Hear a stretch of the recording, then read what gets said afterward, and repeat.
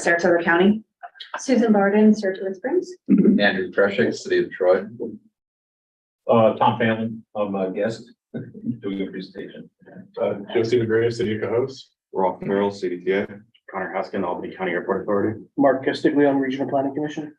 Sandy Mislowitz, Capital Region Transportation Council. By Carrie.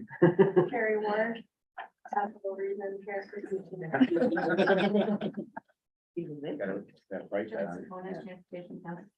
Good morning, Andrew Tracy, Transportation Council. Josh Geller, Town East Greenbush. Grace Lozano, Capital Region Transportation Council. Megan Quirk, CDTA. Rebecca Odell, Transportation Council. Patrick Cross, Transportation Council. There you go. Les Hart, Region 1 DOT. Kristen Morris, Region 1 DOT. Peter Clemenza, Town Auditor. I'm Simon, Transportation Council. Okay, visitors issues. Sandy, do we have anybody? No one registered to speak. No visitors issues. Then we have a presentation today, Regional Truck Parking Study, Tom Phelan. From, what is it, Gannett Fleming? Engineering, is Chris gonna say anything or? Yeah, Chris Bauer, would you like to introduce the team? Hi, good morning, everybody. Sorry I couldn't be there in person. Just wanted to really quickly mention, the regional truck parking study. It grew out of our freight advisory committee. The availability, supply and demand of overnight truck parking has been a #1 priority for the freight advisory committee, at least for the years that I have been here. And so as a result of that, this study grew out of that. It was a data-driven approach. I'm really excited to share the results with you today. One of the biggest things that Tom is going to talk about that really affects you all is the toolkit. And so that'll be kind of what the next steps and some of the things we'll talk about in the future. But anyways, don't want to get ahead of myself. And I'll just want to introduce Tom Phelan from Gannett Fleming / VHX Engineering. Tom is considered the #1, or at least in the top 5 national experts in truck parking. And we're lucky to have him for our study. So Tom, I'll turn it over to you. Well, thank you, Chris. I do like #1 better, but I'll be maybe tough. Welcome everybody to this presentation. I see mostly new faces here, so that's a good sign. That means most of the folks in this room have not been sitting in on other presentations that we've been doing over the last year and a half, whether it be with our study advisory committee or our freight advisory committee here. So this will be multi-new material for everybody here. As Chris had mentioned, this is an issue that is of obviously great concern in the region, but it's a prominent issue nationally. And there are a lot of intricate details about this that I will not talk about here, but I could always follow up if you have questions afterwards. I can discuss them in more detail. Really the implications for efficient supply chains with this dilemma with a lack of sufficient truck parking across the nation, primarily east of the Mississippi River and then on the West Coast. But it's a national issue, and we'll talk about some of the things that are driving this and why it's an issue of major concern for state DOTs all the way up to the U.S. Department of Transportation. Next slide here. I'll go through just a very brief background here. There's really we call this a 3-legged safety stool. This is, if you talk to somebody from the Federal Highway Administration, say, well, what are your concerns in terms of truck parking and all the issues associated with it? They'll say there are really 3 things here that we deal with. First is the safety concerns related to drowsy drivers on the road. As some of you may know, any commercial driver engaged in interstate transportation, whether it be a truck driver or a bus driver, is subject to these Federal Motor Carrier Safety Administration hours of service rules that limit how much time they can spend on the road. They have mandatory rest periods. There are daily driving limits. There are weekly driving limits and logging requirements and all these other sort of things that drive in this first leg of the stool. Second thing is, in areas where you have constrained capacity, where your rest areas and your truck stops are overflowing because there simply aren't enough spaces for trucks to park, when the drivers meet these hours of service requirements, very often you end up in a situation where you have trucks parked on highway shoulders and interchange ramps. That itself is a safety issue. A shoulder is designed to be a clear zone on a highway. Anybody with a background in engineering would tell you this when they look at a highway design. Having somebody parked there is not, it's far from an ideal situation. In fact, it's a safety hazard. And then the last thing here would be the safety of the driver and the security of the cargo. Some of the federal legislation, particularly Jason's law that grew out of some is tied to a driver from upstate New York who was murdered, in fact, unfortunately, in South Carolina some years ago because he was parked. He came to a shipper's location, could not get into the gate because it was closed. There was nowhere for him to park. He was out of his hours, parked at an abandoned gas station up the road. And that was murdered while he was sleeping overnight. So that is the third leg of this stool. I'm going to be a little bit dramatic with the next slide here, just to show you how really contemporary this whole issue is. There was you may have seen the news here, this bus crash on Interstate 70 in Illinois, just within the last 3 weeks. And this involved potentially 2 of these 3 legs of the stool. Here, it was an overflowing rest area. You had trucks parked on the shoulder who wanted to be in this rest area. The truck spaces were all filled. The oversized vehicle spaces were all filled. So you had trucks parked on the entrance ramp leading into this. And then a bus driver who may have been drowsing himself, maybe not. But at 2 o'clock in the morning, the bus somehow wandered off the road, ended up on the shoulder, crashed into these. There were multiple fatalities here. This is almost certainly going to be the subject of a National Transportation Safety Board investigation, simply because of the nature of the incident and the number of fatalities here. So this is really, when you talk to people at the federal level, you talk to people at state DOTs, they look at situations like this, which fortunately don't happen very often, but they tend to be catastrophic when they do, because of the speed of the vehicles involved, and very often the locations where they occur. Next slide here. We'll go through very quickly what the existing conditions here in this region are as it relates to this particular issue. Next slide. We went out and we did an overnight inventory of all of the parking facilities in the region within this 10-mile buffer area around the MPO region. And then even beyond that, if you look at the bottom right and the left side of the screen, there are a number of facilities outside the vicinity of this region that are driving the issue, what we have found in this region as well. We did overnight counts, looked at all of the truck stops, rest areas, New York State Thruway service areas, really to see what they look like at 2 o'clock in the morning or somewhere between midnight and 5 a.m. We looked out here at a number of different occasions over the last year and a half. If you just go page forward once, there might be some pop-ups here. The good news is that overall in the region, you're not facing an overcapacity situation. You're close. These facilities in aggregate are operating at about 95% of their designated capacity. We did, however, find that there are a number of areas of concern. We've numbered them here, 1, 2, and 3. The bottom right corner here, this section of Interstate 90 leading out into Massachusetts, there are areas here where you have overflowing truck stops, very limited rest facilities, or 2 service areas on the Mass Pike that are not very big. We see a lot of parking activity at these areas in New York that are likely driven by demand needs outside of New York that aren't being met.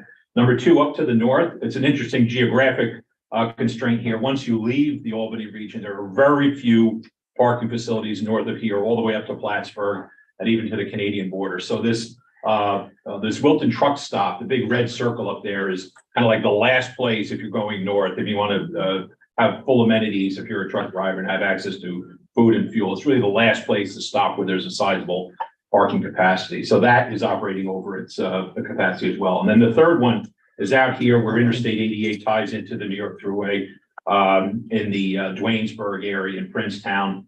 You have some parking along highway shoulders there outside of the pilot truck stop. It's a strategic location because truckers who come up on Interstate 88 can get off here before they actually get on and onto the toll facility and may face limitations further into their trip. Next slide here.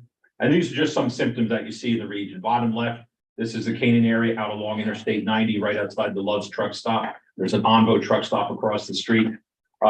We were able to get out here very early in the morning when it was light out around June of last year to take some of these photos. But if you go out there almost any time of the year, even earlier, you'll see trucks parked along the entire length of these shoulders because the facilities there are filled. Same over here on the right side of the Princetown, Duanesburg area. This is outside the pilot along Route 7.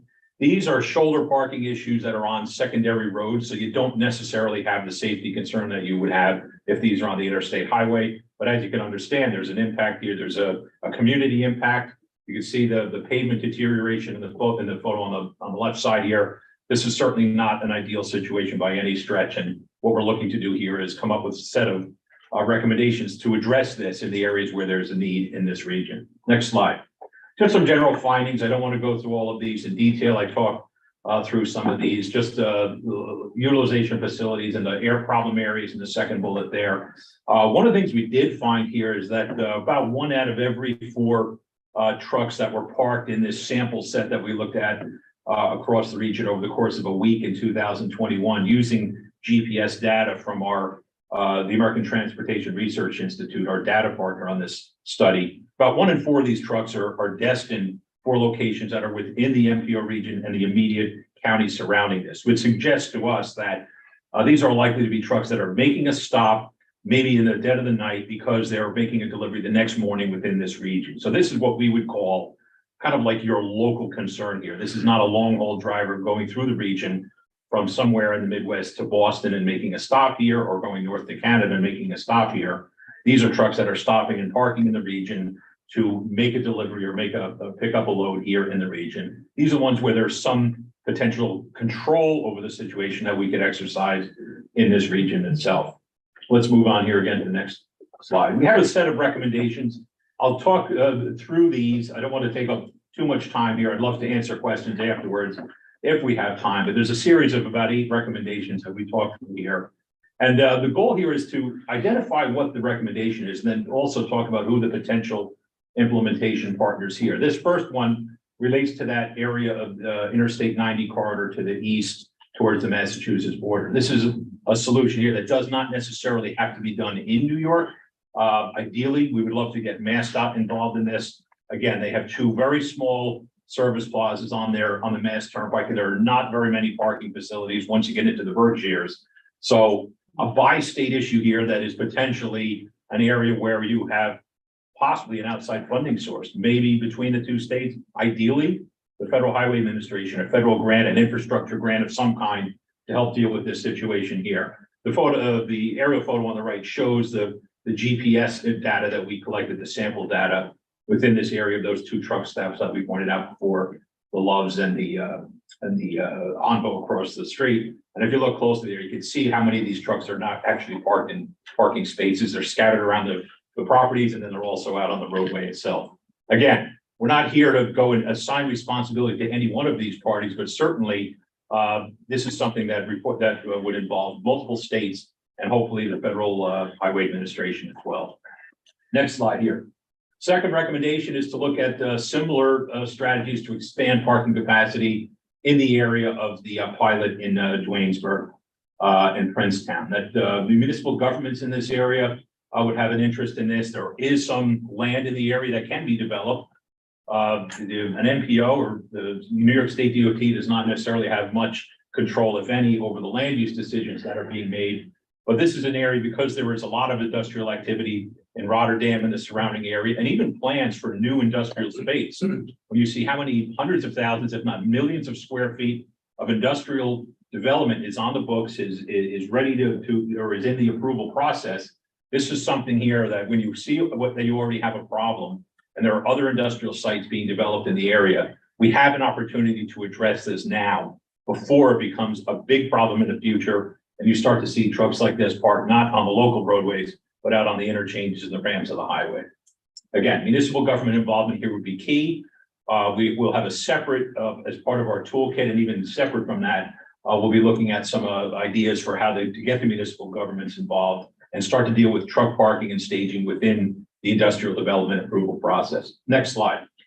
This would be an opportunity really for the New York State Thruway Authority on a strategic level here. Now, it's not a specific recommendation to have them go out and do something in particular, but as opportunities arise, to look at their service plazas or look at their service areas, and where there's already work being done, look for opportunities to expand these. The one on the left there, I believe that's Gilderland. That whole parking area on the left side of that was not in place until I think it was around 2009 or 10 that was added. So this was a much smaller facility. The facility was undergoing a renovation of some kind, or the property became available. There was capital money available. So they added all of those spaces on the inbound side, the left side of that facility at the time. As this type of opportunity arises, and the timing here, quite honestly, could not have been worse, because the Thruway Authority just went through their process within the last couple of years of entering a P3 agreement with an outside investor to lease and operate these. So they've all been undergoing renovation of the buildings themselves over the last few years. But looking forward into the future, as these situations come up again, maybe there's an opportunity to do this sort of thing at a service plaza in the region. And then also maybe along the lines of what's been done at the New Jersey Turnpike, for those of you who are familiar with the Vince Lombardi service area. They did a project back around 15 years ago, 20 years ago, where they added a driver lounge. If you go on the back side of the main building, when you walk in the front, you will see there are hundreds of truck parking spaces. Look at the size, but just in the top left, and that's a small part of this. They built an annex to the main building that is really designed to serve truck drivers. There are shower facilities, laundry facilities, a driver lounge. This means a lot to the trucking industry. Truck parking is more than just spaces on the side of the road. Having facilities available for a trucker who is required by law to stop, in many cases, for a period of 10 consecutive hours or more is very important here. And if you can do it at a facility where you have commercial services available, private truck stop, or in this case, at a service area on the interstate system, this would be a great opportunity to do something like this. Next slide. This one is another, I'm going to call it a vague recommendation in the sense that we're not suggesting anything in particular in the region. But this is an example of a rest area, a pair of rest areas on Interstate 40 in Tennessee that has undergone. Interstate 40 is a very busy, heavily traveled truck corridor. The eastern end of it might be one of the busiest truck corridors in the United States. They have a serious problem with overflowing rest areas. TDOT, Tennessee DOT, went out and they developed a plan to expand the parking capacity for oversized vehicles along the backside of these facilities. As New York State DOT goes through its regular process of looking at doing strategic plans for its rest areas, as opportunities like this arise, and maybe as there are needs that are demonstrated, something like this, expanding an existing facility. We're not recommending new facilities. That's a costly undertaking. But if the property is available and it's suitable for construction, look for opportunities to do something like this and expand the parking capacity at the rest area. Next slide. Fifth one, this is where we get into this relationship here with the municipal governments and the industrial developers that we've been working with a number of clients around mainly in the Northeast to look at opportunities to incorporate parking and staging requirements inside industrial properties. And they can be done in two ways here. The first one on the left, for those of you who are familiar with the ShopRite grocery store chain in the New Jersey, Eastern Pennsylvania area, and parts of New York. That is one of their major distribution centers in Raritan Center down off the New Jersey Turnpike in 287. This was not done to meet a zoning requirement. They provided all of these truck parking spaces on site. It really relates to temperature control loads. They wanted their refrigerated loads and their frozen foods that are being delivered to this distribution center to park as close as possible. If the driver's running out of hours, arrives a few hours before a scheduled delivery, they want them to park here close by instead of 10 miles away at a truck stop, so that they're very close to the facility and they don't have to worry about the shelf life of the product that's being moved. This is something, again, it wasn't required under a zoning code. There's no reason why a municipal government could not make amendments to a zoning code to require this sort of thing of new industrial properties to help alleviate that 1 in 4, that 25% of the trucks parked in these rest areas and these truck stops in this region that are staging to make these deliveries. Another option for this, which might actually work better for different reasons, is that if you have an area with multiple sites, this is the Acadia Industrial Park out on Interstate 78 in Eastern Pennsylvania, to develop a commercial site, this would be a small truck stop. It's actually going to be a convenience store that's something of a hybrid between a convenience store and a truck stop that's adjacent to the industrial park, and it's right off the interstate highway. This is a Sheetz location. The Sheetz is the convenience store chain, whereas part of their approval process, they agreed to provide 25 truck parking spaces on their site, which they typically would not do for a convenience store. But it's been very successful in this area. It's commercially successful. Sheetz, from what I understand, they tell me this is one of the busiest stores in their chain right now because of its proximity to the interstate highway and because of all the customers they have among the truckers who come and park here while they're waiting to drop off their loads the next day at these industrial sites. So this is a little more complicated because it's not associated with one site, with one property, but a master planned industrial park. If you can fold this sort of thing into an industrial park as it's being built, this is a great opportunity because it gives the drivers the availability, the access to those services, especially if you do something like, hey, if you have showers on site. This one may even have a truck scale, so the truckers love this facility. Next slide here. This relates to environmental mitigation efforts, and you may have a great opportunity here with the Capital District Clean Communities group here that as the trucking industry is changing over time and vehicle technology is changing and electrification is becoming more prominent as a form of motive power over fossil fuels, this might be a great time to look at electrification for trucks tied into parking capacity at existing facilities and maybe do a pilot project. There are sources of funds available at the federal level, technology funds tied to transportation that may be available to do a demo like this. One of the challenges is for the trucking industry is that if the truck takes a long time to charge, they would kind of be forced into a situation where they have to either accept a lack of productivity, a loss of productivity for the driver, or time their delivery schedule so that this charging can take place while the driver is parked, meeting a 10-hour rest requirement under federal law. It gets very complicated when you have all of it. It's like juggling 5 balls in the air. Now you add a number 6 and a number 7. It can be done, but let's look at maybe a pilot project in this area if we can do it. See how this would work with these different types of typically a Class 8 tractor is the largest one that you would want to look at here. Next slide. We are looking at, again, this is the Wilton truck stop. Because it's a problem area and because it's right at the fringe of the region and it's kind of that last big stop before you go north, maybe look for opportunities to either expand this or maybe look at additional sites in this area for added parking capacity. And because of the industrial development going on in this area, this might be a great location to test that municipal strategy that we talked about earlier, to maybe fold a centralized parking location into an area that is surrounded by parcels that are being developed for industrial use as we speak. So again, nothing specific here, but if you get the private developers on board with this and see the value of putting the parking and staging areas within a specific site or within a development with multiple sites, that this is a commercially viable option. It doesn't cost the public sector anything to do this, that they'll build the truck stops if the business is there. Next, this is I think the last one that we have. You have an unusual situation here, or maybe it's typical in some of these areas in the Northeast and out in the Rocky Mountains. Every now and then you just have a disastrous situation on your highway. The roadway is closed. You have major snowstorms. Whatever the case may be, the highway is closed for extended periods of time. This is a source of great anxiety for the trucking industry because as trucks slow to a crawl and come to a stop during a highway closure situation, what you end up with is this worst of all worlds where the drivers are running out of their hours of service while they're stationary on a roadway.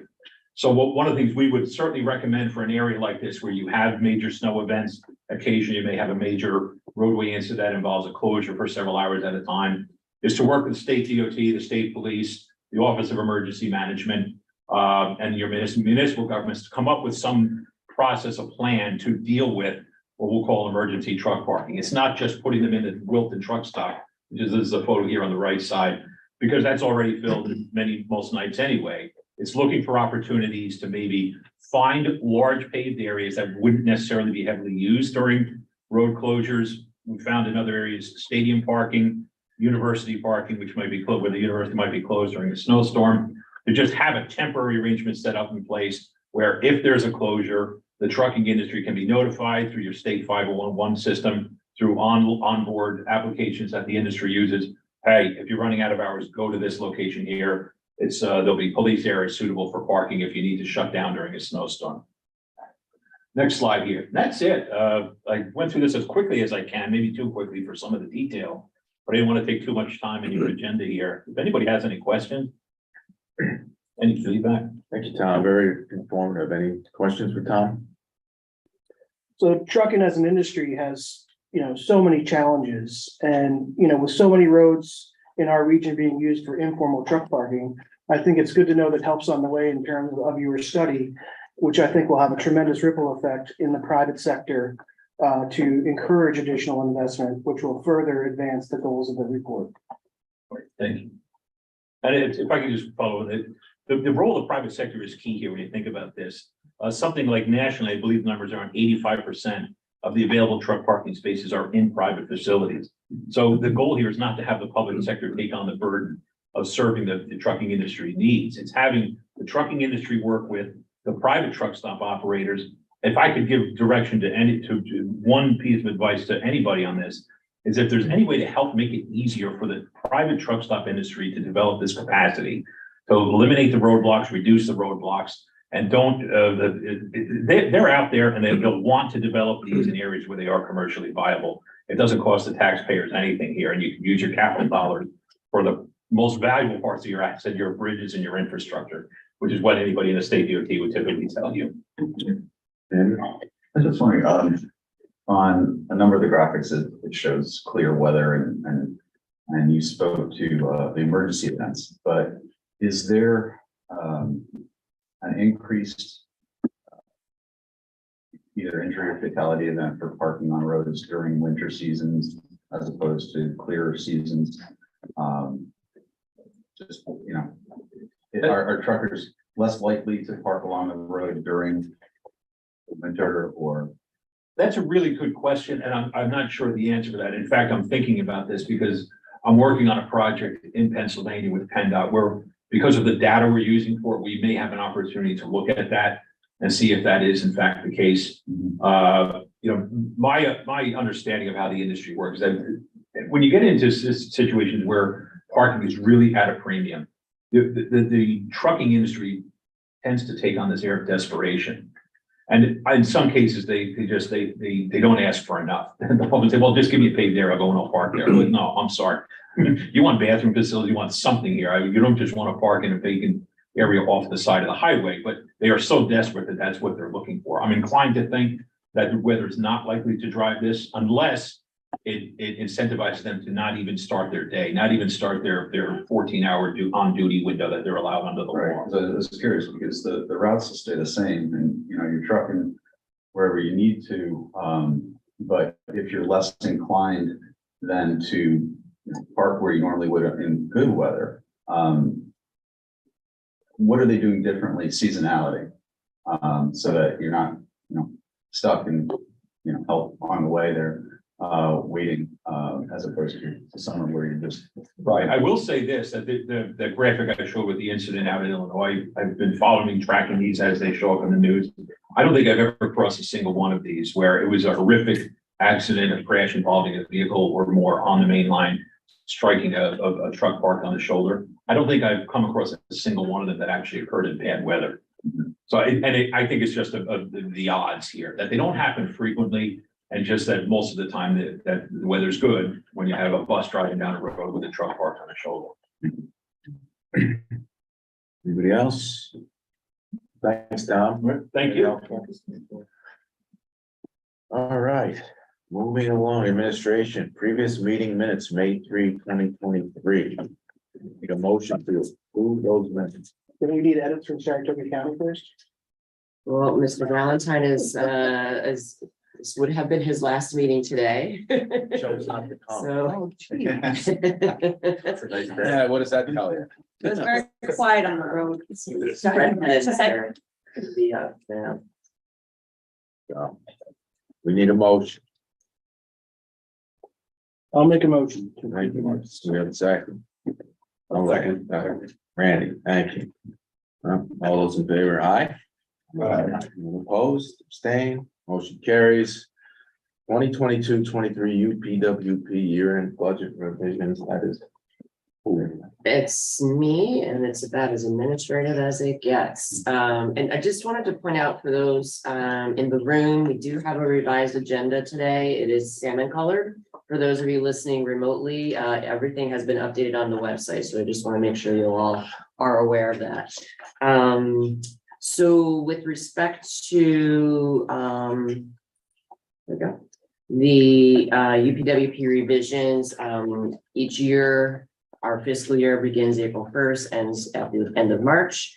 As we're closing out the books, we make some adjustments to our budget, and per our requirements here, we have to bring those budget adjustments to you folks for your approval. So, this essentially is just an administrative budget revision for our planning funds where we had to move where we spent less or we spent more. So it's pretty straightforward. If you have any specific questions, I can dive into it offline.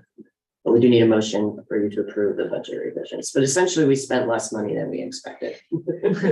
That's the short version. Okay, we have a motion. Second. We have a motion. I'm sorry. Is Yeah. that Andrew? Yeah. Okay, Joe. And all those in favor? Aye. And opposed, abstained, motion carries. On to the tip fiscal constraint. Is it Jacob? So Jacob is on vacation this week, so a couple of us will be filling in on his topics. We've been talking about the need to continue to show this chart to you folks. The message here is you look at that bottom row where you see 2%, -2%, 1%. As long as we're plus or minus 5% by year on this table, we're good. We may stop showing this table in the future because it's really not that important. It used to have more relevance because our planning target, which is essentially our budget estimates, were a little more concrete. Now they're a little more squishy. So, showing this month to month is not as important, but the bottom line for us is we're in good shape financially when it comes to the transportation improvement program. 7%, okay. Yeah, I was just gonna comment on that. Do you feel it might be necessary if you're looking at a future year and the percentage exceeds maybe 10%, that there might be a situation on the horizon that would need to be discussed?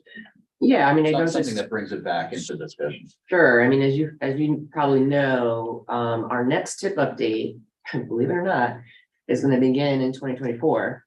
The next tip is the 2025 through 2029 tip. So everything from fiscal year 25 forward will be in flux a little bit, right? So, but to your point, we're already over programmed in year 2026 on paper. So when we get to doing that tip update, that's where we're going to have to talk about the reshuffling. And what we don't know, and Greg will get into later today, is we obviously are at that time of year where we need to find out schedule of the existing projects for performance, because we recognize there's 30+ projects scheduled to go next year. And I think we can all sit here and safely say not all 30 of those projects are probably going to be on schedule, right? So there's a constant reshuffling of things, but I think you're right. At key points like that, where we would have that information or a big change, we might show this table just for information, but to continue to show it every meeting, it might not be as relevant. No motion needed, right? No motion, this is an FYI, exactly. All right, move on to action items. A 2022-27 tip improvement program amendments. First one was R339. Correct. Who is presenting on this one? It's the city of Troy. This is Troy. Troy? Now that Bridge New York has moved along, we've been kind of on hold in the Congress Ferry corridor of the city because we had multiple transportation projects coming online that built upon the initial one. The initial one was more or less a mill and fill, sidewalk improvements, kind of complete street elements. And then we had an intersection coming off the Congress Street Bridge that is at the commencement of the area of work that was identified on the previous TIP project. So we combined that a number of months ago and referenced in that TIP amendment request that in the event that the city does get Bridge New York funding, the Sage Tunnel, which is the bridge over 1st and 2nd Street, would also be requested to be incorporated into this project to provide, the economies of scale, the savings, the same engineering consultant, and have everything focused into one large project. So we did get it, and finally we have a bid number for it, and once funding is identified, we'd like to, commence this as a holistic project. So are you moving the schedule forward? Is that what I'm seeing here, Andrew? Not particularly forward, keeping the construction dates as they are, and picking the design a little further down the road, though. Could you just, yeah, could you Explain explain the 26, construction year going from 26, 27 to what you're proposing? Because I see two different construction years here. Yes, the construction for the 23-24, I believe, is just for the road and intersection component, and the bridge itself is for the 26-27. We've got reconstruction of Taylor Apartments right off of the bridge itself, and we're dealing with DOT real estate to try to acquire land that would assist in the reconfiguration of the intersection and removal of the on and off ramps of the bridge. So we really don't know how much time it's going to take. We know it's going to take time and kick out. And Penrose Development, who's doing the Troy Housing Authority project, is always asking us, is it done yet? We're ready to go. So they're trying to configure their footprint for the next two buildings that they have to site next to the Commerce Street Bridge, in concert with us moving forward on this project. So it is, the date is aggressive, but it's a little overly aggressive. It's not realistic. But we put it down there in the event that a miracle happens, but it's most likely going to be pushed out more towards a 25-26 period, if not the 26-27. Okay. All right, everybody clear on that? Like what? It's a complex project with lots of moving parts. And but no cost changes, right? This is No just- cost change, it's just a consolidation of projects, yes. All right. Any further questions for Andrew? Are we ready to take a vote? All those in favor, aye? Or do we have? Oh, we have a motion, yeah. I'm moving, yeah. Do we have a second? I'll second it. Second, Mark, thank you. Mark, thank you. All those in favor? Aye. Anyone opposed? Abstain. Motion carries, Andrew. Next one, RG 131. BRT implementation block. Is this one? Ross, you wanna say that? I'll take it. Yeah. Pass it off to. So we are gonna be drawing down some of our BRT set aside funds for two projects. One's already on the tip, and that's the Bus Plus Red Line upgrades. This is focused in the city of Schenectady. We built the Red Line, we actually constructed it in 2010, began the service in 2011. So what we're looking to do is add additional pedestrian features, increase the pedestrian environment around our stations, as well as put in improvements for operations of our services such as queue jumpers. The next project is an additional BRT station at 80 Broadway in the village of Manans.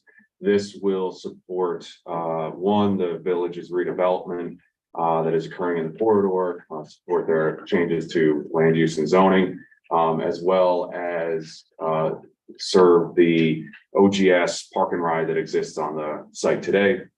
Because right now we have the blue line basically driving right past a large park and ride that serves state employees that travel from 80 Broadway into downtown Albany. So this station will allow the blue line to access that site, provide better services, and improve the amount of people traveling into downtown Albany by bus instead of by car.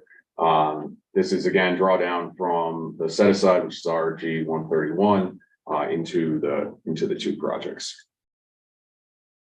Just scroll through here for those viewing it remotely, some of the funding request changes. Questions for Ross? Question, can we get a motion to approve? I'll move it. Andrew. Randy? Randy? Randy, a second. All right, all those in favor, aye? Aye. Opposed? Abstentions, motion carries. All right, our next is A600. Route 378 over the Hudson Bridge painting, that would be, That's me, yes. So we're at the PS&E stage of this project and our engineer's estimate has come in a bit higher, so we're proposing a tip amendment to amend construction to accommodate the updated estimate. Again, this is a common theme of inflation and we're still catching up as we estimate our projects in the final stages. So this is to add about $2.1 million to cover this engineer's estimate so we can get the construction authorized. As much as it's the same bridge we're doing the Pell study on, this bridge painting is meant to preserve it in its current form and let us get through the Pell study process and eventual funding, hopefully, for the big Band-Aid. the big Band-Aid. it's a big Band-Aid, but the replacement's 20 times this, so we gotta figure that one out.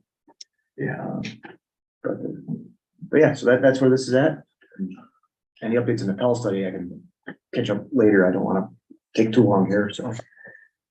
That's our first step amendment today. Any questions? How many years will this, is this?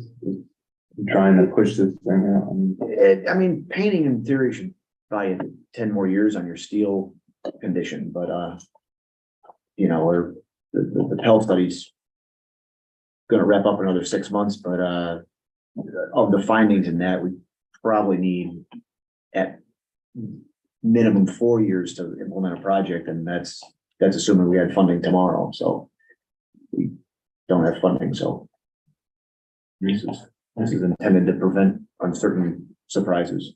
Okay. Can we get a motion to approve the cost increase of $2+ million? That's Andrew. Second, Mark. For the discussion, all those in favor, aye? Aye. Opposed, staying? You get me $2 million. All right. Correct, but I know it is the Pell study. What's leading the pack as far as the design alternative? I think it seems that leading the pack is alignments that are closer to the north of the existing alignment With the roundabout? with a roundabout. I feel like the roundabout at Route 4 may be the easiest, although all the alternatives have concepts, have to use concepts in Pell. All the concepts have challenges to solve. Okay, thank you. Yeah. All right, another DOT A618, another cost increase, I-90 pavement resurfacing. Yes, same theme of updating our inflated costs as we're getting closer construction. This one's not as far along, but we have an updated estimate here. Similarly, it's, you know, we're adding about 900,000 to this project for, again, to add the update to construction costs. The preference to use NHPP for all of it. We have some state funds in here, but trying to switch to all federal. At a future planning committee, if we need to, we'll talk about moving other DOT projects to balance the program if we need. So we'll make that offer as it's needed as we continue to get tip amendments from me and others. We have a project we can balance the tip with later if we need to. So as much as we have some high dollar tip amendments, we're aware we need to provide balance. So we'll talk about that in the future planning committee. The fund source isn't changing for this, is it? Or It's NHPP, but we had some state funds in construction, but we're trying to move that all to NHPP. any questions for Greg? Can we have a motion to approve the additional funds for the I-90 pavement resurfacing? Motion. No, second, Randy? Motion and a second, any further discussion? Roll call in favor? Aye. Aye. Opposed? Abstained, motion carries. DOT gets its funds. S-263 Sunnyside Road over Amtrak Bridge replacement, Village of Scotia. Do they have someone? Yeah, Ryan, is listening in. Ryan, would you like to describe the request? Yes, good morning. Can everybody hear me okay? Mhm. Great. All right, yeah, so my name is Ryan Kedger, and I'm the Superintendent of Public Works for the Village of Scotia. We have submitted an amendment request for Sunnyside Road Bridge or Amtrak. We are requesting a cost and schedule change, which includes adding $288,000 to the design phase for addition of costs for Amtrak Railroad right-of-way entry permit. So we can enter to start the preliminary design work, as well as the Amtrak design phase engineering review. We're also requesting $400,000 for the Amtrak construction phase force account for flagging during construction. This force account was approximated based on recent similar projects that CHA has seen, and added costs have also been provided directly by Amtrak. We requested a schedule changed just due to my new entry into this position, as well as a new mayor. And we had to sort through a bunch of right-of-way issues with the railroad property. So that's what we are looking to do. 526. Yeah. Any questions? Important bridge, right? The road is now closed, right? Yes, the road is currently closed, yes. Is Amtrak a racket? Do that. Yes, and That's Chris Waller. Wise move. Anytime, as you know, projects involving the railroad can be difficult. it's very difficult. I know Ayana is on this call as well, so if she has anything to chime in with, she's more than welcome to.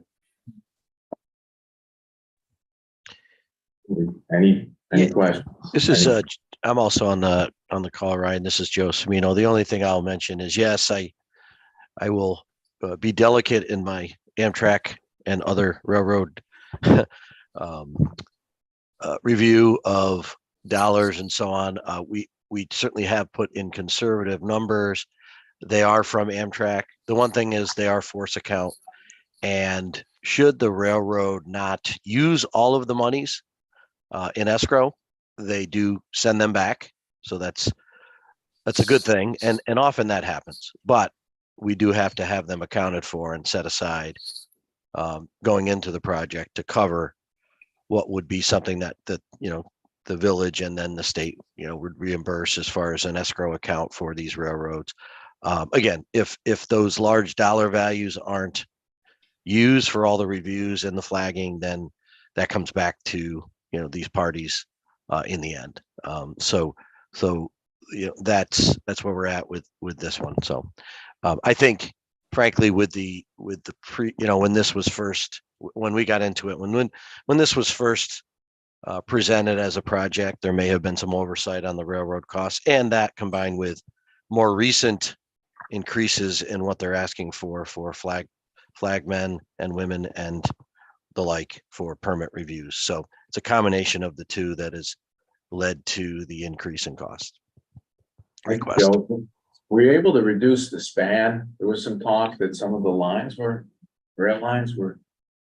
Yeah, we're still looking at that. I mean, it's definitely going to be a shorter span. Where it lands as far as final span is still being looked at. We'd like to make it just one, but the railroad has some say into what their potential future might look like. And so we're working on that. It's a 5-span bridge now. It will not be a 5-span in the future. Whether it's 1 or 3 or 2, we're just diving into now. We've because of, again, trying to get these railroad permits to get on the site, in spite of the fact that the bridge closed, I'm not saying the railroad doesn't care, but they have a lot of bridges that are closed, I suppose, across the country and across the east. And so we were just put in a line, and then we finally got access to the site just a month or 2 ago to do even the survey. So we're just starting out, Steve, to figure out what our best solution will be.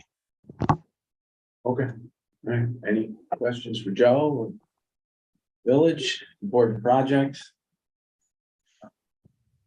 Questions? Can I get a motion to approve the cost increase and schedule change for Sunnyside Road over Amtrak Bridge? Greg, second. Randy, any further discussion?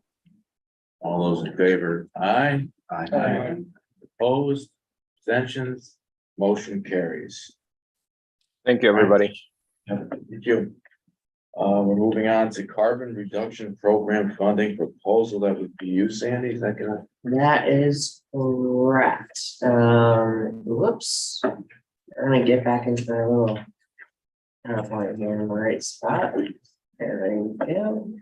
Oh, let me share it with the universe while we're doing it. So we had talked about the carbon reduction funding program earlier this year at a planning committee meeting, and we were thinking about, you know, how to use these funds.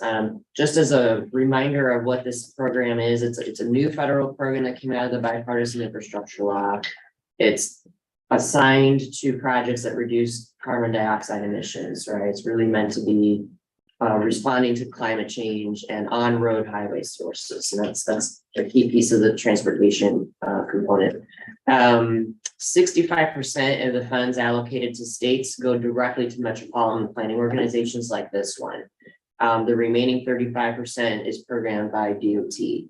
The funding is, you know, based on the size of our urban areas. And as a reminder, we have two major urban areas here. We have the Albany Schenectady urban area, and we have the Saratoga Springs urban area. NISTOT's also required to develop a carbon reduction strategy plan or document, which is due for federal highways, needs to approve it actually by November of this year. I believe the goal is to get it to federal highway in the month of September. When that plan is in place, or that strategy is in place, all of the CRP funds need to be applied to projects that are consistent with that document. You know, as a reminder, eligible project types probably already know this, but things like, you know, the traffic management center, or things that reduce congestion type projects, your bike and ped type projects, your electrification type projects, your transit projects. These are the kinds of things that are eligible for these funds. And this is what was allocated to our two urban areas, a little under 6.5 million for the Albany Schenectady urbanized area. And the Saratoga Springs urbanized area is a little under, almost, well, $700,000. Not a lot to do with for a single project. Difficult for us to justify doing a solicitation for these funds because there's so little of it. And so, you know, what we're pitching as our concept here, given what we just went through with all the TIP amendments, and we've been talking about the impact of inflation on project costs. You know, a lot of challenges with materials availability, which is also increasing costs, complexities of scope and other factors that weren't planned when they were conceived as projects, but the design process reveals. All of that has led to an increased demand on the federal funding. And also keep in mind, for any TAP CMAQ funded project, those fund sources are capped. So when a project gets through the design and says, oh, we discovered X, or oh, the prices of things went up 5 times over what our original cost estimate, there is no resource to go to fill these funding gaps. And so we have to fund those locally, right? So either comes out of the pocket of the local government, or perhaps in combination with federal funding, or from a different resource. I know here that the TAP CMAQ solicitation is expected this fall, because again, that feeds into the reason why we didn't feel like having a solicitation for these funds made sense. You know, we don't want to overburden sponsors as it is. So what we are proposing is to take all of those funds and create a new funding block in the transportation improvement program that would be dedicated to eligible cost increases on existing TIP projects. So eligible means if the cost increase is related to implementing a bike ped project, implementing a transit project, and implementing maybe a roundabout project funded through CMAQ or the TAP program. These are the kinds of things that we're trying to utilize these funds for. It would be on the first come, first served basis. And obviously a TIP amendment would be required to draw down upon these funds. We're aware that, as you saw in these TIP amendments, 500 to $1 million increases is not going to be unusual moving forward this next year. So these roughly $7 million, if they can help alleviate, take some of the pressure off of some of those other fund sources, so long as they're consistent with the eligibility of the carbon reduction program, we thought this was a good use of these funds for the time being. I will say, as you all know, and you'll hear about at our next meeting, we're doing a congestion management process update. There's a number of things in the pipeline, even at CDRPC shop related to climate and the transportation sector. So when we do the TIP update, assuming the carbon reduction program is carried forward, because as you know, believe it or not, the bipartisan infrastructure law is going to expire in another 2 years. We don't know the political scene, at this time. If that program is continued, it will need additional funding because it's only, go back to this, you'll notice that 2027, there's no allocation, there's no funding. The funding ends in 2026. So assuming that this program moves forward and is continued at the federal level, we anticipate being able to have a discussion during the TIP update on whether we fold this into any unused funds or any new funds into the broader program update, whether we dedicate some of these funds to some of the true carbon reduction projects, maybe signal projects, maybe other types of projects that we generally don't have funding to do here. But we'll cross that bridge, no pun intended, when we come to it. But that is our proposal for the carbon reduction funding at this time. And does anybody have any questions, comments, concerns?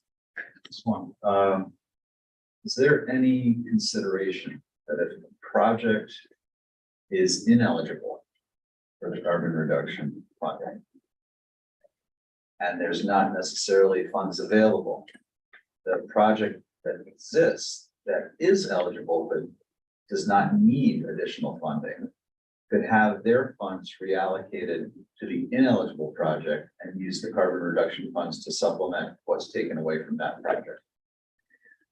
Yeah, I think we'll have to see how this plays out, what the requests are that comes in. If we start seeing that scenario more frequently, we might have a different conversation here at the table. We don't have that crystal ball, obviously, sitting here today, what will be coming in. I think our biggest concern is the situation with the TAP CMAQ funded projects. And remembering that we have 20% of the whole statewide allocation of that fund, of those two fund sources here in this region.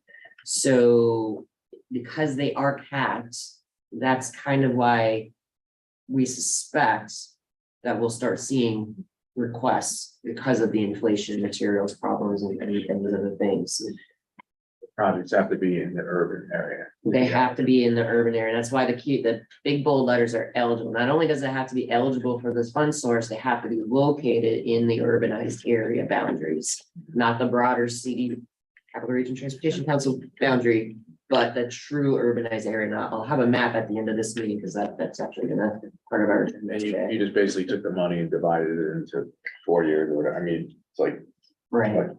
money's fungible, you can move things Right. around if you got a lot of applications the first year. If we got a $2 million request, at the next meeting, we can draw down on multiple years of funding. I'm not saying we will. Yeah. But the opportunity to do that is there. But to your point, Andrew, yeah, I think, we'll have to see how this plays out. I also, as we were talking about earlier, that rebalancing of schedule that we have yet to go through might alleviate some of the pressure on some of the fund sources. Once we go through that exercise, we can see where things land. If things are moving out, which I've heard from some sponsors is a possibility, again, because of material shortages, schedules are slipping a little bit because of that. It would surprise me that we're going to have some additional fund sources available to fund, where right now it may not appear that we do. And any unused funds sunsets in 27? We can still have it in the next TIP update, but I think any unused funds by the time we hit the TIP update will either get folded into that discussion or will be assigned to a project to be determined. Like I said, perhaps considering implementing ideas from the congestion management process, other things. highways. I was just saying, you had that division between the two urbanized areas, so you'll only be able to put that 600,000 towards Saratoga. Correct. That's a Projects. population-based allocation, so and it's unfortunately not something we can adjust. Right. Good. So Well, Greg's gonna, when we get to the urban boundary discussion, there may be, I don't know where you landed on that, but it feels like there's almost two medium urban. yeah, we're researching in fact, Federal Highway doesn't have a good answer to that. We're jumping ahead, but we'll come back to Greg's point in a moment. So do we need a motion to approve this strategy? Yes.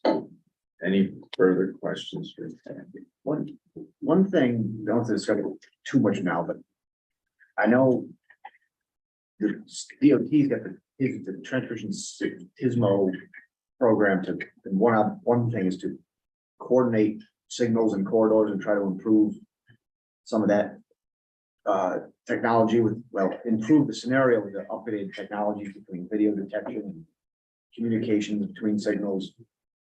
We have someone assigned to work on this, but they're trying to find some funding for a consultant to help us get after corridors. And the thing I said internally is we don't want to do corridors and stop at municipal boundaries. We want to do corridors.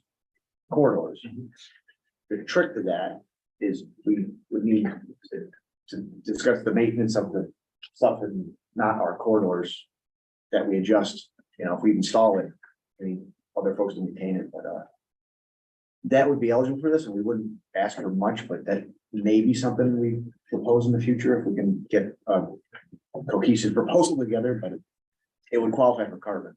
And it would be a regional benefit across boundaries. Food for thought is another use, maybe.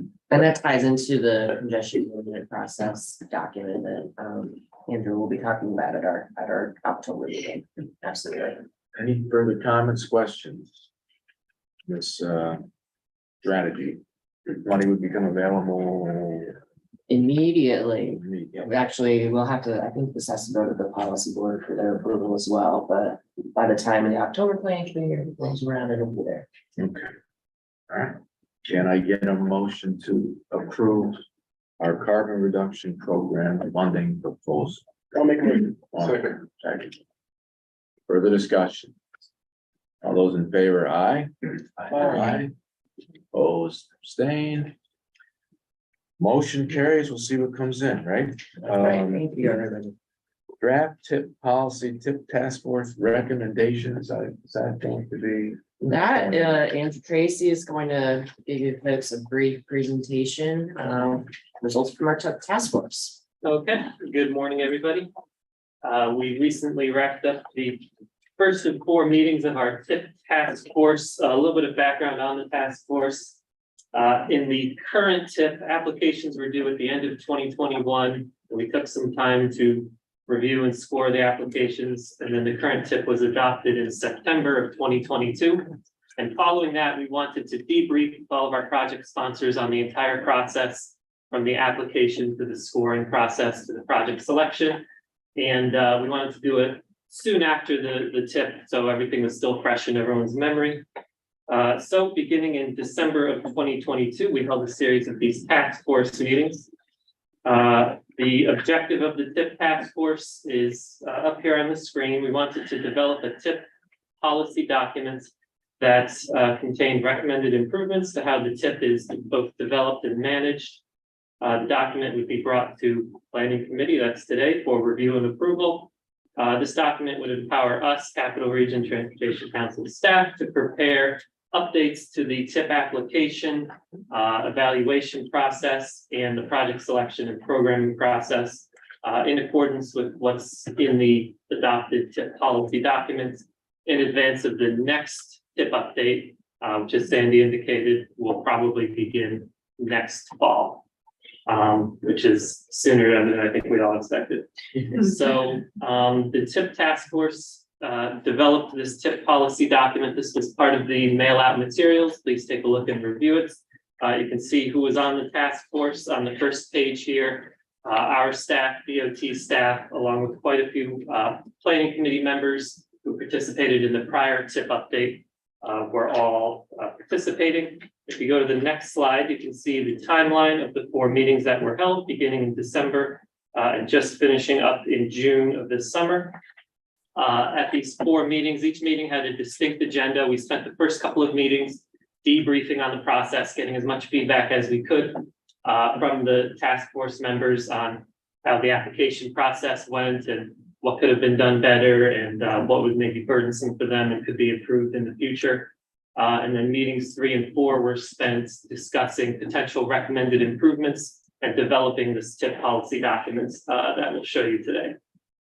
We'd like to get it approved at this meeting if possible, and then approved by the policy board in September as well.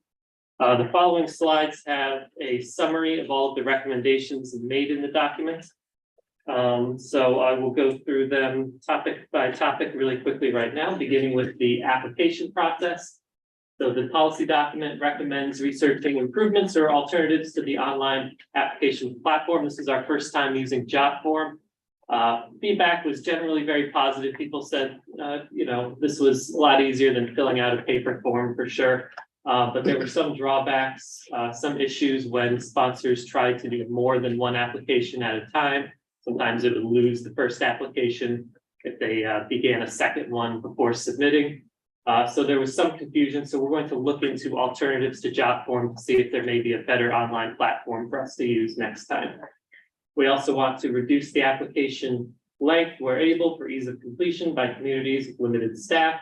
We want everyone to be able to participate. We know that the applications were very, very long. So we're going to look at which questions are needed for our evaluation process and which ones maybe we can leave out. We're also going to consider beginning the project solicitation process earlier to allow more time for the applications to be prepared. This is something that we discussed with DOT, and we may be able to release the applications even in advance of knowing the funding targets, potentially to give sponsors more time to prepare their applications. If we move to the next slide regarding the summary table. So after we've gone through and scored all of the projects, we put together these fact sheets on each project and summary tables as well. And we mainly use those summary tables at the programming meetings when we were doing the project selection in early 2022, when we had that series of meetings in early 2022. So feedback on the summary tables was generally very good. The recommendations in the policy document include continuing to provide members with these summary tables and fact sheets. Again, mainly positive feedback.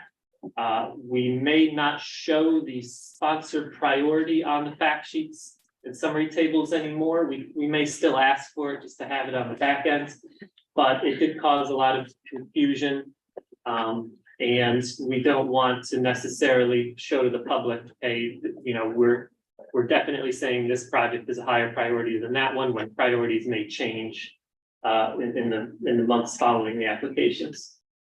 We may also revise data fields included in the tables based on the revised evaluation process, which we'll get to on the next couple of slides. But if we come up with a new scoring process, we'll make sure that's reflected in the updated fact sheets and summary tables. Regarding the project categories, so during the project selection process, we had a different table for roadway preservation, roadway beyond preservation. There were tables for bridge projects, bike and ped projects, other projects, and so on. We want to look into in the coming year, as we begin to develop our new Metropolitan Transportation Plan, looking into realigning those project categories to be in alignment with our long-range plan and or with the performance measure focus areas that were outlined in the MAP 21 legislation that Federal Highway wants us to use. So we'll be looking into this, and we'd like to come up with a logical way of putting these projects into buckets that better align with our long-range transportation plan goals. We will also consider removing the preservation versus beyond preservation labels. There was a lot of ambiguity with many projects to determine which of those two buckets they fall into. And we may instead use our complete streets policy, which is in development with our Roads Act committee, to determine which roadway projects are in a complete streets context and should be scored in that fashion, and which projects are not and could be scored in a more simple, streamlined fashion. And perhaps use that to divide the roadway projects instead of this preservation versus beyond preservation label. So this is something that we'll continue to discuss with the task force in the coming year. As I noted, the complete streets policy is currently in development with the Roads Act, but that may help guide future project scoring of the roadway projects to determine which roadways should we give the full-blown complete street scoring to and which ones shouldn't we. On the next slide, we discuss the actual nuts and bolts of the scoring process, the benefit cost score for each project, and the merit evaluation score. The TIP policy document recommends revising the merit evaluation process to ensure only context appropriate scores are being evaluated for each project. There are many different merit scores. Many are not applicable to all project types. To reduce scoring burden on us and to make the application a little more streamlined, we may reduce the number of merit scores assigned to each project type. We also want to consider reevaluating the ratio between the benefit cost score and the merit score. Right now, it's a 50-50 split, but for some project types, there may be an opportunity to adjust that. If you're just doing maybe a pure paving project or something simple like that, maybe the BC could have a slightly higher proportion of the score.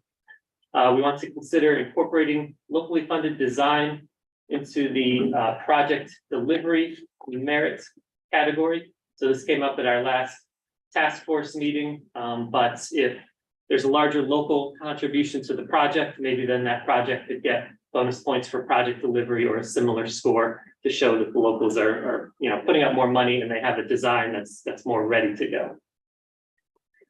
We want to remove the user cost component of the benefit cost analysis. So this was a tiny component. It was less than 1% of the overall benefit cost score. It was burdensome for us to put together. It didn't end up affecting how the project scored or ranked at all. So we'd like to eliminate it. This was the component of the benefit cost that relates to vehicle wear and tear. When resurfacing a road, it's a little easier on your tires and your brakes, for example. But that's such a tiny component that it doesn't actually affect the score. So we're going to remove that. And based on feedback we received, we want to continue to allow sponsors to swap funded projects based on internal priorities. So a lot of this occurred in those meetings that we held in 2022, where sponsor would say, this project scored highly. We have a different project that's a higher priority for us. Can we swap here? So there was high demand to continue that in the future.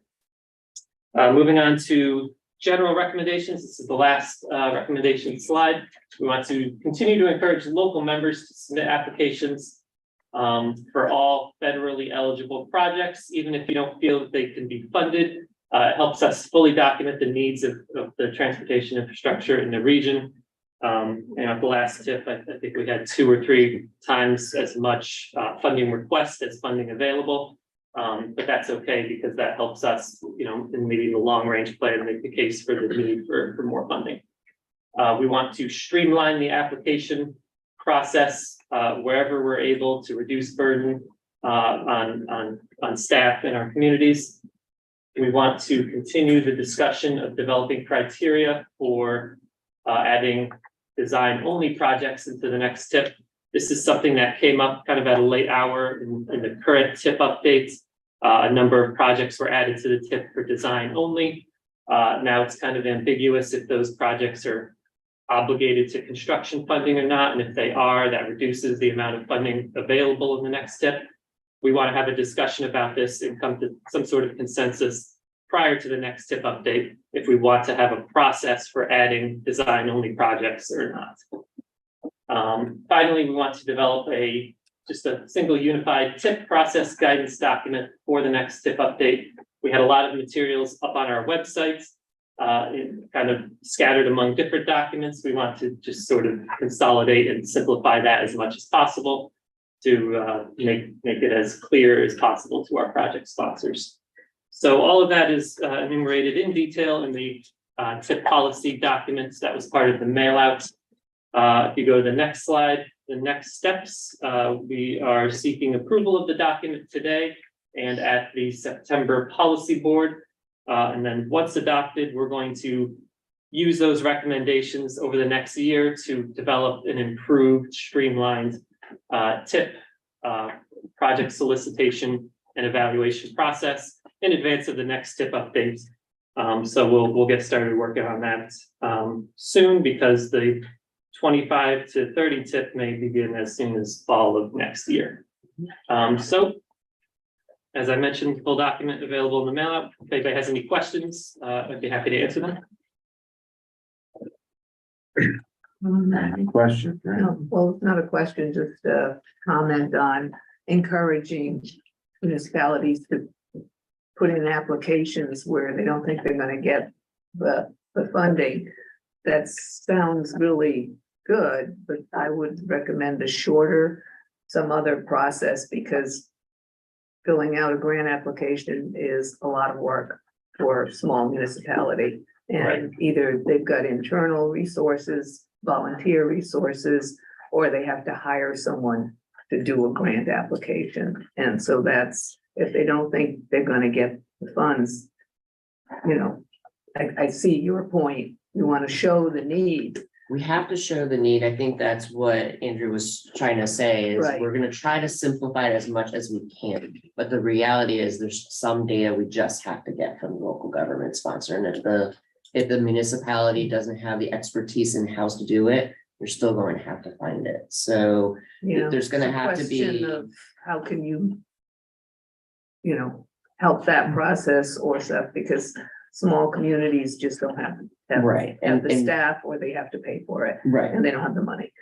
So it's right, yeah. just to keep in mind. And we can make as much data available, but the reality is, when it comes to like the cost estimate of a project or things like that, that's gotta come from you folks. We can't do that for you. Right.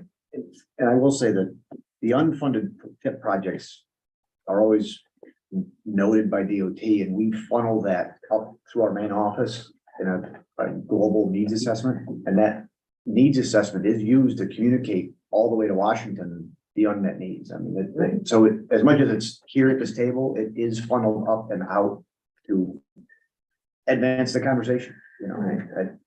I don't know if there would be some sort of a short application or need assessment that wouldn't be the depth of a full. Like, I'm not applying for a project, but I have all this unmet need somehow. Yeah, something easier to get that communication between the municipality and you folks about needs.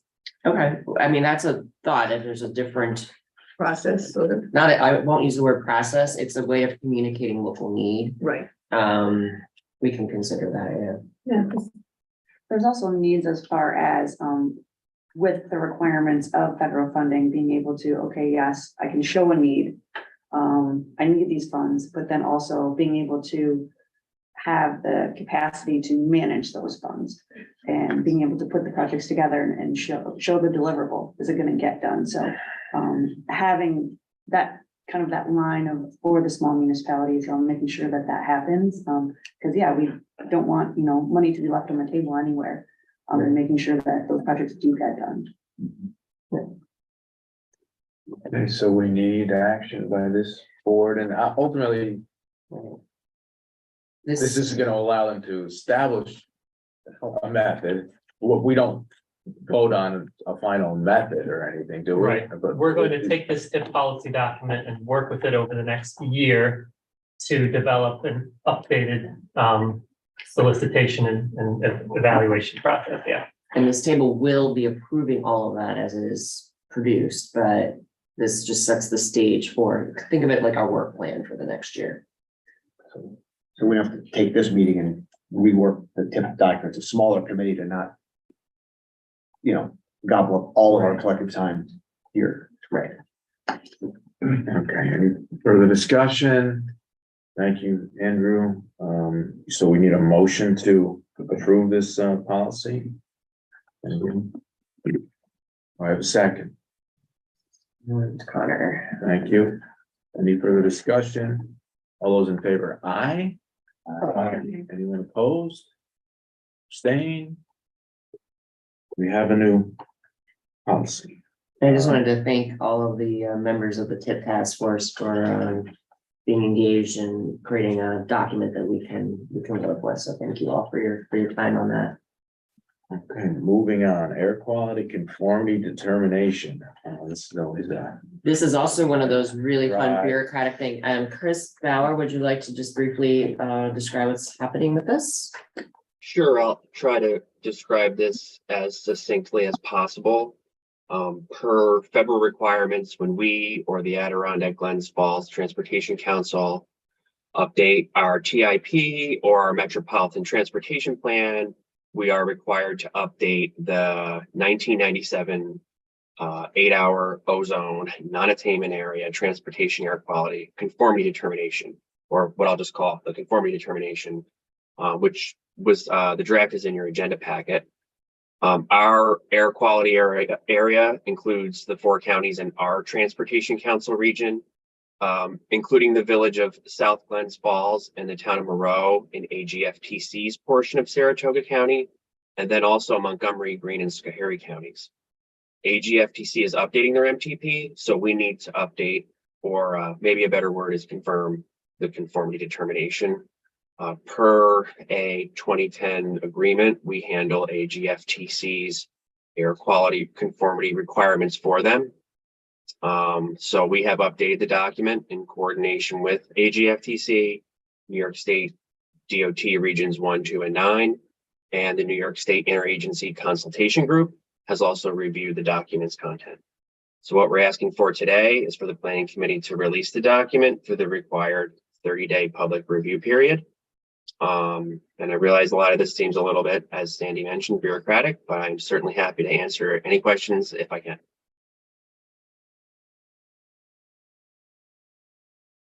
What?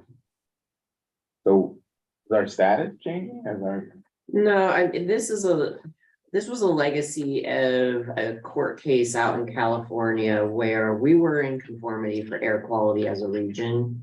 However, this court case basically said, even though you're in conformity under the letter of the law, because they didn't remove a specific provision from federal law, that you have to keep doing the conformity analysis. So this is why we're saying this is as bureaucratic as it gets. You know, the broader sort of region that this air quality conformity geography happens to include counties outside of our NPO area. And, you know, by agreement with Adirondack Glens Falls, because they're so small, just to make their life easier, we've tried to help them out by just providing the services to do the work that needs to be done behind this. the bottom line is it for like CMAQ eligibility, or what was the bottom line here? I remember it was always if you're out of conformity, if you're in conformity. CMAQ. Right. It's about meeting the law of the National Air Quality Act, correct, Chris? Right. So, you know, as Sandy alluded to, we meet the 2008 air quality requirements, which are more stringent than the 1997 air quality requirements, which is actually what we are still technically in non-attainment for. We do meet the requirement as far as the scientific. It's more as this is illegal. This was the result of the case South Coast versus the EPA in California, which essentially said because Congress never took us, you know, by an act of Congress out of the 1997 requirements, we're still required to do this. So it doesn't affect our status. Our status is still the same. We're just required to reaffirm the document every time we update the TIP or the MTP. And it doesn't affect our funding. It's literally just US EPA regulatory work. Like I said, it's about as bureaucratic as it And there's gets. a resolution and a draft conformity statement. Are they taken separately? You can take them together. Okay. We have a resolution, draft conformity statement. Any further discussion on this topic? I'm sure not. Please. Signs are blown around the table. We have a second by. All right, further discussion. All those in favor, aye. You made the first one. Greg, okay. Did they count the smoke from Canada? Interestingly, I think Chris can share this, but they basically said extraordinary events like that don't count. Is that correct, Chris? Right, so this is outside of the MPO process. This is something that New York State DOT, or I'm sorry, New York State DEC should be handling. But yes, there is an extraordinary events exception for things like a natural disaster or a major fire at a factory or something like that that goes on for days and days. So essentially what it will do is erase those days from the record, so to speak, so that we don't end up with undue air quality requirements. This situation has come up out west to our advantage, where there were like really small communities in the Rockies that were getting wildfire smoke from the California wildfires over the last decade or so, and so that pushed that particular clause into the requirements. So although I doubt we will have anything to do with that, that should be something New York State DEC is handling. Once off this year at least. Just to follow up, Chris, the question that I had asked earlier on that, but I was wondering, do you know how many years or how much continuity for something like that, a wildfire that impacts our air quality, then becomes something that gets considered and not an exemption? So that's, yeah. So like you're saying, if like a fire just went on and on, does it become part of an the annual event that we can Yeah. anticipate? I don't have it in front of me right now, but there is like a limit to the window. So I'm not unfortunately not exactly sure what that is right now. No problem. Thank you. Moving on to discussion Thank you. items, right? Thank you, yes. Coordinated public transit human services transportation plan update, is that Carrie? That will be Carrie. So we just wanted to introduce this to you today. I don't have a draft, but we anticipate having a draft of this updated document in the fall, which we'll be asking you to act on. Hopefully you'll already be familiar with it because we anticipate having full agendas in the fall. All right. So the coordinated plan is actually technically called the Coordinated Public Transit Human Services Transportation Plan for the Capital Region. And it does have a definition that is a locally developed coordinated transportation plan that identifies the transportation needs of individuals with disabilities, older adults, and people with lower incomes, provides strategies for meeting those local needs, and then prioritizes transportation services for funding and implementation. Projects funded under the 5310 program, which is an FTA funding program for enhanced mobility for seniors and individuals with disabilities, have to be included in this document. So that's the primary function that the document has for us in order to go next. We do have an advisory group for this topic. It's called the Regional Transportation Coordination Committee. It is made up of staffs at public, private, and nonprofit human services agencies, primarily the staffs that are involved in providing transportation, although there are some others that don't provide transportation. The point of the group is to work toward better integration and coordination of those services. They do guide implementation of the coordinated plan and we quarterly with them. Yes. The contents of the coordinated plan is stakeholder and public participation, go over in detail demographics and spatial patterns of demographics, existing services, those TDCA, but also other senior service providers or providers of services with disabilities, past coordinated planning efforts and specifically the funded projects that we've had, including defunct programs, needs, gaps, and barriers to providing services for seniors and people with disabilities and people with low incomes, issues and opportunities related to providing those services, and then strategies and actions to fill unmet needs. Next. So now I just have a few slides on what is typically in the document. These are already done for the update for this year. So we do include CGFTC helps us create maps, and we include talking about demographics. I just have two here. One is older adult population that is in poverty according to the federal, guideline, and then the disability population in the capital region. Next. These are some more current graphics of CBTA's services, the fixed routes, and then also on the left is the two flex service areas. Next.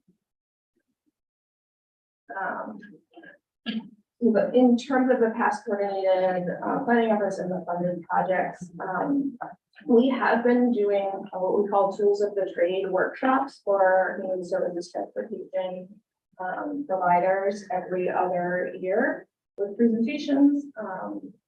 We outlined prior dark job access reverse youth grants with our existing one, but is an eligible expense under formula funding that CETA receives. And then also new freedom funded projects, which were projects that were intended to go above and beyond the requirements of the Americans with Disabilities Act. And also doesn't exist anymore, but is an eligible expense under the 5310 program. And then prior 5310 funded projects, which are mostly for vehicles. All right, so we do a good amount of stakeholder or public participation for this. We have online surveys that are mostly geared or mostly trying to reach out to the seniors and people with disabilities with the online survey. And then me and a previous intern that we had here went to a number of senior centers or congregate meal sites in the capital region to talk to people who were there and to collect survey responses. So this is the results from that effort this time. So you can see that most of the people that we talked to did drive and did have access to a car, but a good number of people didn't or don't. We asked people if they have a difficulty leaving their home because of transportation. So on the left there's the answer, but I will know some people said no, they don't have a difficulty, and then they said where they had difficulty going. So the highest, and then that was an open-ended question, and so we tried to categorize what they were saying.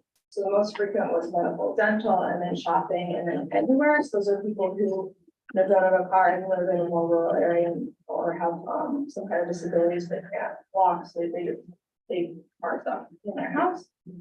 Next. And then why can't you get there? So services are inefficient or confusing. They just don't have a car or it's too expensive. Difficulty with walking or mobility or vision. And some of that is they do drive, but they maybe shouldn't be driving. So they say they just don't drive at night, or they don't drive far, they don't drive to the city. And then other medical issues where there's nobody available to drive them. Next. We asked them how they've been traveling recently. So most frequent was drove myself, then friend or family, and then that they walked. And then the agency and senior services. Yes. And then there's a few graphs on the demographics of just who we got to answer our outreach survey. The biggest age categories were 65 to 74 and 75 to 84. And then just over half of them said that they don't have a disability. Yeah. And then 83% of people said that they are not Hispanic or Latino, and only 2% said that they are. And then 83% said that they're white only, and then almost 90% said that just didn't answer the question. Yeah. Okay, so issues and opportunities, these are very generic, mostly from the last document. We haven't gone over this with the original transportation coordination committee yet. But usually things we talk about are physical and environmental barriers, so pedestrian accessibility, sidewalk issues. Barriers to people using the fixed routes, they may be afraid to use it, kind of thing. And then historically, an issue with managing demand on STAR. Regional development patterns, we've seen some facilities that people frequently need to get to, that social service agencies are bringing them to, that have been moving further and further away from where they live, so that it puts a strain on scheduling, basically. And then rural challenges, emergency preparedness, like you aren't able to leave your house, and then there's an emergency or some kind of disaster, what are you gonna do? Loneliness and isolation, which was an issue last time, and is definitely more of an issue now, since COVID. And then statewide examples of mobility management are, we do see as an opportunity. Next. And these gaps and barriers, these are required to have gaps and barriers outlined. Needs, we primarily are talking about equipment, which is vehicles, but it can also be software or hardware. Organizational needs, drivers, like finding them and keeping them. Rider services, just making sure that people know what options are out there for them. And then gaps are some trip purposes, which tend to be more social trips, non-medical. And then rural and weekend services are there fewer those opportunities.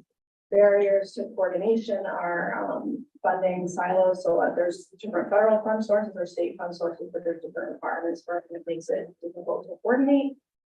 Insurance needs has historically been an issue, although that hasn't come up as much this time around. Accounting systems not being compatible, not having public information on available services for people who need to use them. And then people who would use services being unfamiliar or uncomfortable using them, and then for other people being afraid of other people who have developmental disabilities or mental illnesses. Yes. That's it for me. Thank you, Carrie. So just the introduction. So we introduced this today for a couple of reasons. One, Carrie will be coming back in October with a draft report to release for public review. Just because we had a lot coming in that October agenda, we thought we would do this presentation today because we want to dedicate time in our next meeting to some other topics as well. But also just, again, to give it the opportunity, give you folks the opportunity to kind of get the idea of what the coordinated plan is. And I can say just from recent personal experience dealing with an aging parent with a disability who's no longer driving, the challenge is real out there. My mom has access to resources that maybe others don't. But I can tell you the anxiety that comes with not being able to be assured you can make your medical appointment on time is a real issue. And I think, with the aging of our population in this region, we'll be discussing this more and more. So this is an important topic. I know it's not one that's often at the forefront of our work here, but the 5310 program is important to help these service agencies get access to, whether it's quality vehicle or other things. Is that an annual solicitation? Yeah, but I believe FYI, we anticipate that being released fall, which I think means more like December, is my guess. Annual. It's more like every other year, I would say. It's kind of a little squishy at The times. last one was early in 2022, so it's been about 2 years. Yeah. The last 10-ish so years. Right. Are there any states or regions that are not just looking at bringing the services out to where the people are, but doing something to encourage people to relocate where the services are? Because my same thing with the elderly parents experience is the one that did relocate near services, near a bus line, which is great. Life is much easier for that parent. Father-in-law who will never move. And so that's where all the anxiety comes into. Now, as we all know, you can't force anyone to move anywhere.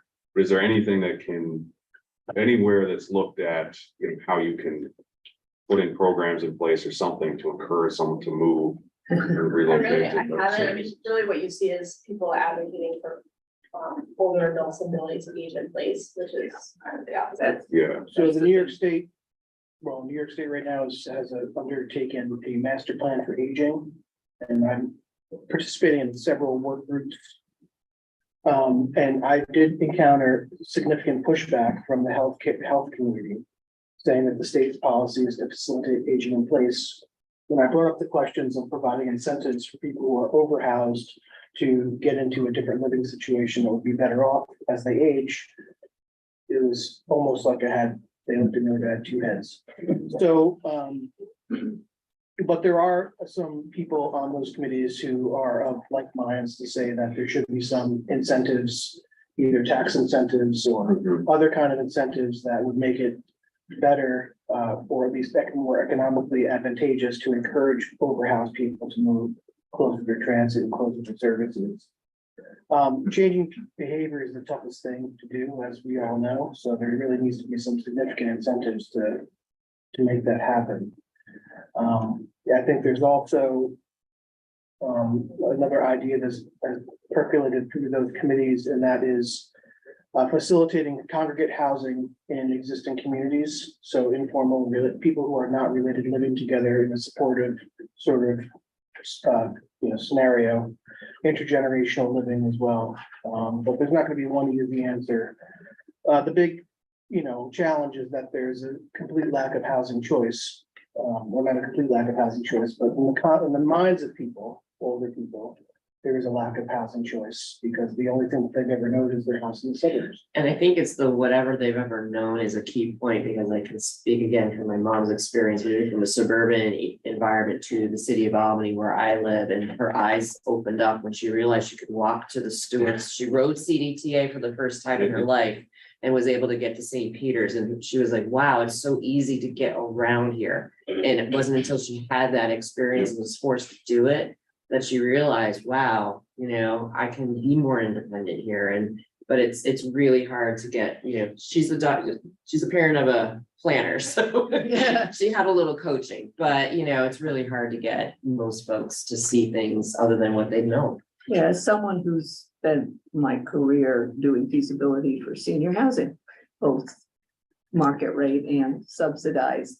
The penetration rate, the number of folks is less, 5%, maybe 3 to 5% of people will elect to move. I think that's improving with the younger generation, our generation being in those age categories. We looked to move to the village of Boston Spa because we could walk to services. So there's that, but I don't think you're gonna get a large group of people to move to congregate housing either, by choice, because it's, you move to a retirement community, they have a bus, they'll take you places, or even, subsidized. It's also what's available is there, for market. There's lots of people, developers building it. There's more and more, subsidized senior housing, but most people want to stay in their home until they hit a point where the medical needs, the personal needs. My mother, I got her to move after she stopped driving because she was in the middle of a rural area, and she was, yep, okay, I'm ready. But then she got here and said, no, I want to go back.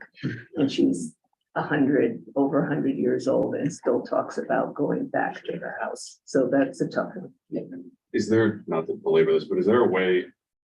It's a negative thing to state in a study, but is there a way to just still admit in the study that all of those needs, they're not going to be met? Like there's not enough money to provide the I'm just thinking of transit, obviously, the transit services to all those people. Like it's not going to happen. And so if people are dead set on staying where they want to stay, don't want to relocate, like the region has to just state you're stuck, and that's a choice that unfortunately that person is making, and that the region can't provide the services that they It's not unlike what we say about additions of capacity in the It's a really region, good point. right? I mean, we do say that, you know, we're not considering mass widenings of roadways for these reasons, right? It's possible that maybe in the context of this plan, there could be a statement made that kind of speaks to that point, and we can talk about that with the committee and others. Self-driving cars.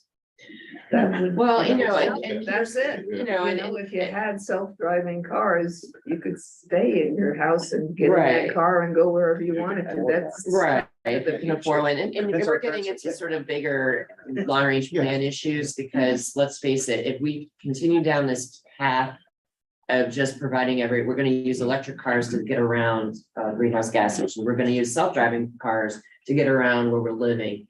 We're not gonna alter the bottom line, which is the transportation system still has a finite capacity, right? So we're getting into other topics, but to your point, Ross, I think Carrie, you kind of get the idea of the point, yeah. Thank you. Well, it's providing the services where it is efficient to do it. Yeah. Making sure, you know, like the village of Balsam Spa has a very high percentage of seniors and of low income. And so, you know, CDTA is just offered service to social services, which got cut off during COVID.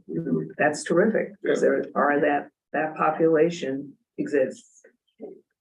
Okay, moving along, Yes, thank you. 2020 census urban area boundary. I'll start off, and Greg may want to chime in a little bit from DOT's perspective.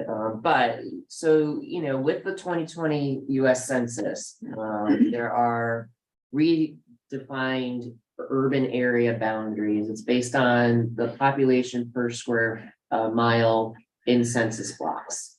And I believe the threshold this time around was roughly 450 persons per square mile within each census block. When you get above that threshold, your census block becomes urban. And what you're seeing in the map on the right is the sort of, I'll call it the yellow or the gold color, represents the current 2020 urban area, the adjusted urban area. The darker brown, we'll call it, is the census designated urban area. So the census designated urban area, we can't change. It is what it is. It's, again, it's population based, it's that formula. Those census blocks are urban by definition. So when someone asks us in the region what we mean when we say urban, that's what we're talking about here at this table. Okay, so those areas of our region are designated as urban. What the yellow does is sort of smooth out these borders and represents areas where we know development is likely to occur in the next 20 years, or there's pockets of development there that maybe don't quite meet those thresholds, but it expands the urban area boundary to a little bit of a broader definition. Notably, we leave that area in Western Clifton Park sort of still outside the urban area because local policy has sort of consistently, unless things have changed there, John, but have consistently said they're going to try to preserve that part of the town. So we try to maintain that rural designation there. But the rest of the region, as you can see, is designated urban. We have an opportunity as the MPO to work with DOT to adjust these boundaries.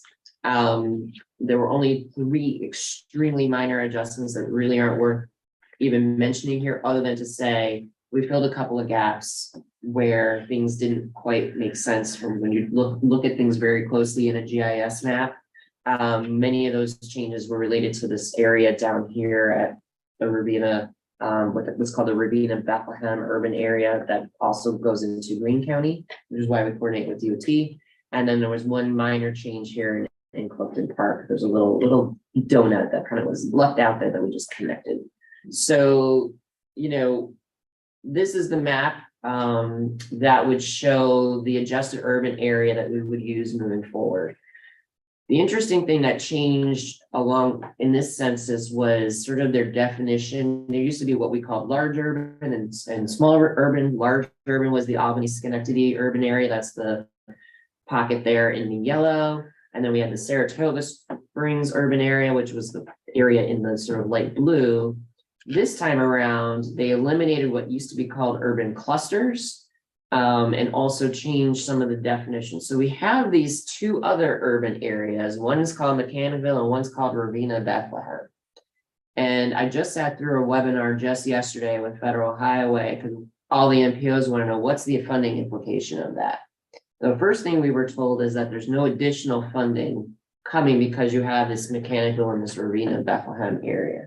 However, it may impact where we can spend the urban funds, which hasn't been solidified yet.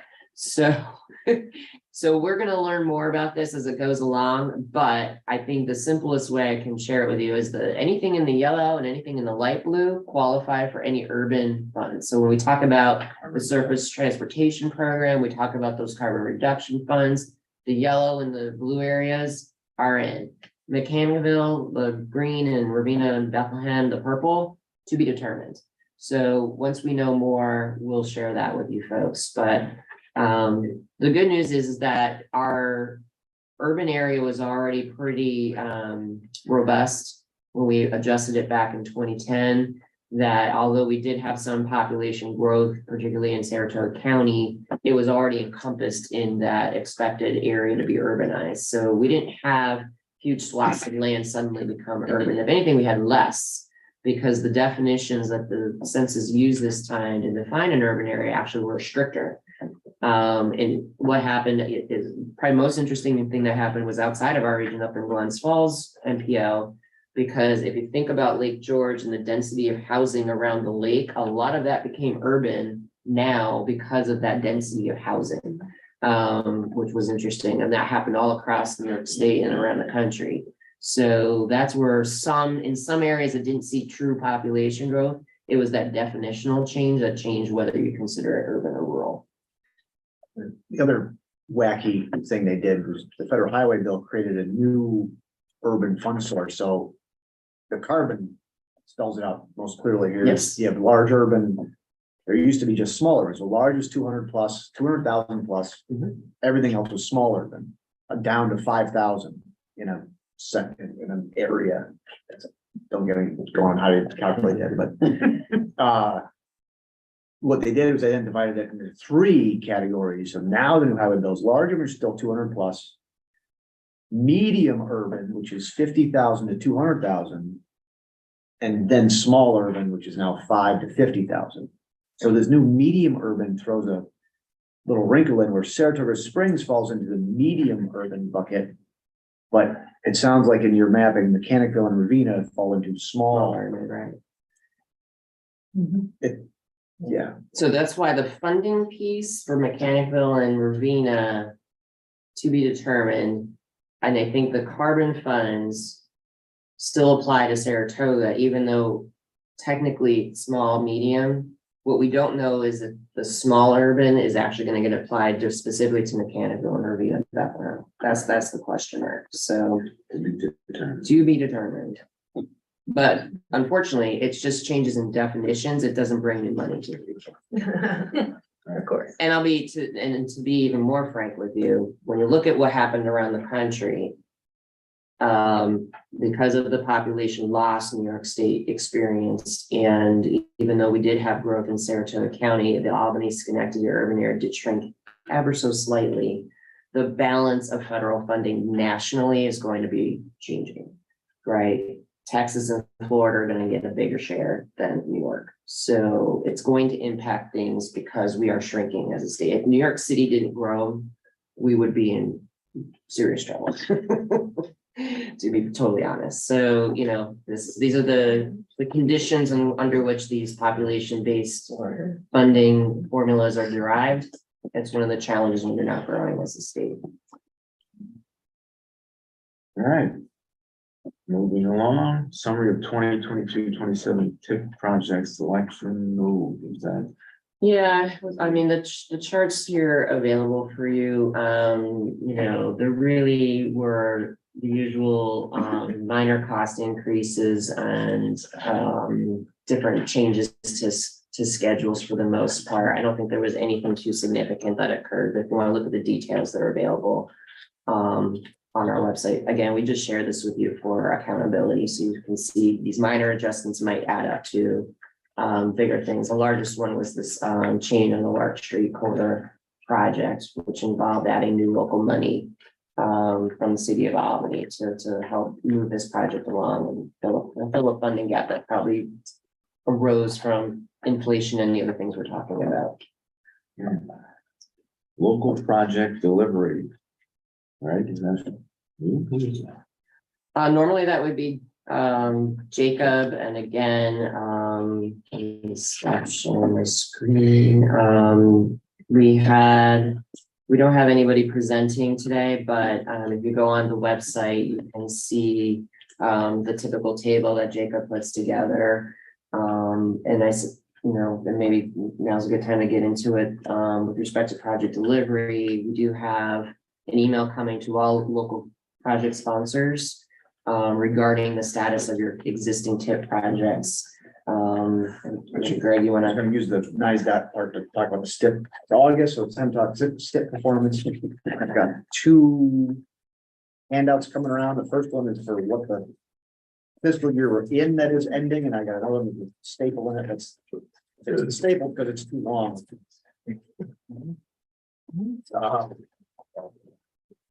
Greg, you can email these to me. Right? Yeah, I just finished this morning. So email me a few minutes later. So I'll start on the federal 23 sheet, which is the single page. That's the year that's about to end. And if your project, so sometimes the obligations get missed on this sheet. So some of these projects may have obligation that recently occurred that will just get picked up and taken off and obligated. If you have a project on federal 23 that's not going to get construction authorization in the next 5 weeks, we try to get our authorizations in by the first week of September.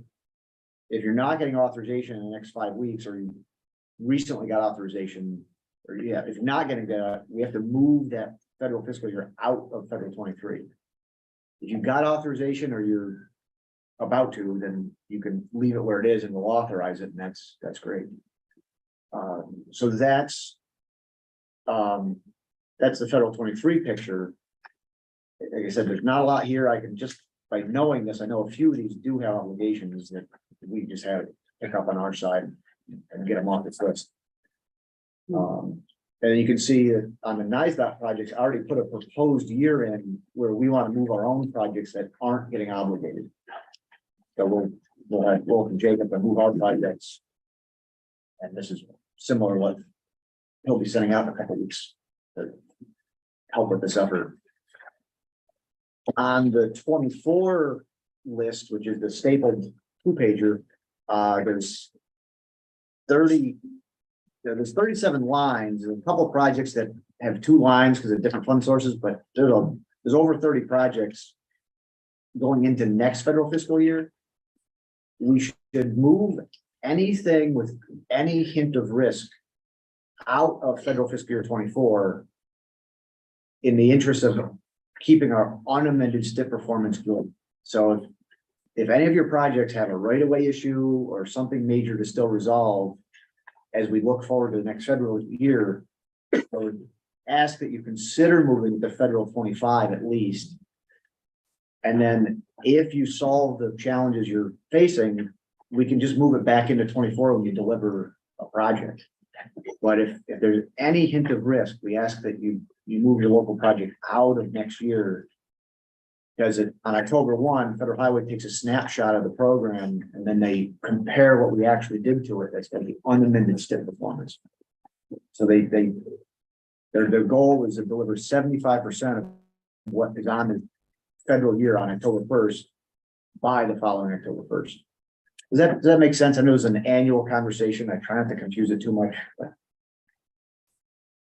A little bit of a shell game, but in reality, it comes back to the point Andrew was making earlier, which is, we have a year where we have a lot of projects programmed and we know these projects aren't going to move forward. It's best to move them now when we can better balance things out over the life of the program than to wait.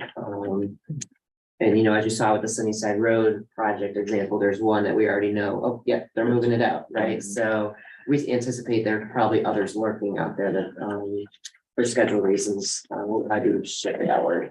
And as Greg said, it's not just the local projects. We talk about the local projects here just because you have your focus and attention, but this applies to the department as well. Yeah. So you can see even next year, the top three are already proposing to move out to, again. We sense our own risk on those, so we're moving them out ahead of time. So that's an example of what we try to do. Again, we solve our issues, we'll move them back in, same idea. So just consider, oh yeah, go ahead. If it's gonna get delayed into next year, but still hit the September maybe start date, then it might just roll over to the following year, but you want to see a portion of that fund moved or the entire No. project? When you deliver plans and specs and we obligate funds, it all gets obligated. Okay, So it doesn't matter that it crosses years, we obligate prior to letting the whole thing. So that's what matters, when you obligate, 30 days before your wedding. Okay. Yep. Questions, comments? All right. Yeah. All right, That's it. status of regional transportation. You know, as usual, we have our status of regional transportation planning initiatives table on our website. We are initiating upwards of 6 community-based plans right now. We have 4 that are finishing up. We are also going to be getting the grant agreement in place for our Safe Streets and Roads for All grant program.